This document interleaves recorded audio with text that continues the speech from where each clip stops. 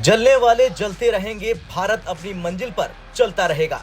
जी हां, भारत की बढ़ती ताकत और विकास की रफ्तार से पूरी दुनिया भलीभांति परिचित है, चाहे वो टेक्नोलॉजी हो, इनोवेशन हो या फिर इकोनॉमिक पावर। लेकिन भारत की तरक्की कुछ देशों और संगठनों को बर्दाश्त नहीं हो रही। इस बार यूरोपीय यूनियन यानी ईयू ने भारत को टारगेट किया। रूस यूक्रेन युद्ध के बहाने रूस के तेल सप्लाई और उसके पार्टनर्स को रोकने की आड़ में भारत की कंपनियों और अर्थव्यवस्था पर हमला करने की तैयारी हो रही। यूरोपीय यूनियन अपने 15वें सेक्शन पैकेज की तैयारी कर रहा, जिसमें रूस से जुड़े देशों और कंपनियों पर बैन लगाया जाएगा।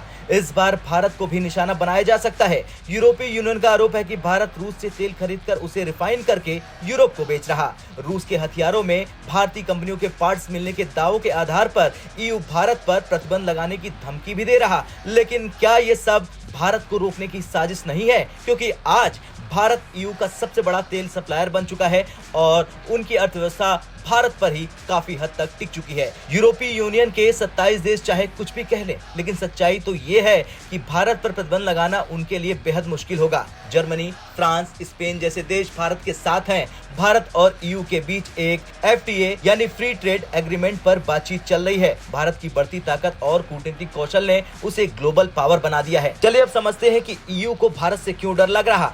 दरअसल भारत ईयू के टेक्सटाइल, ज्वेलरी और टेक सेक्टर का अहम हिस्सा है। भारत के तेल, फर्टिलाइजर और फूड सप्लाई बंद होने पर ईयू की इकोनॉमी डगमगा सकती है। चीन और रूस के बीच बढ़ते समीकरणों से ईयू पहले ही दबाव में है। भारत ने हमेशा कूटनीति से काम किया है। रूस से तेल खरीदने के मुद्दे पर भारत ने साफ कहा था कि हम अपने नागरिकों के फायदे के लिए काम करेंगे। भारत का ये रुख दिखाता है कि वो किसी भी दबाव में नहीं आने वाला है। पीएम मोदी की विदेश नीति ने भारत को हर मंच पर मजबूती से पेश किया है।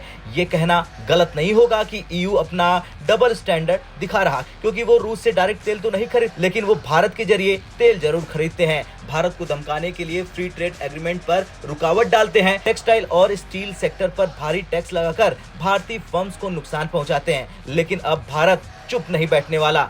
आज का भारत 90 के दशक वाला नहीं, बल्कि विश्व गुरु बनने की ओर अग्रसर है।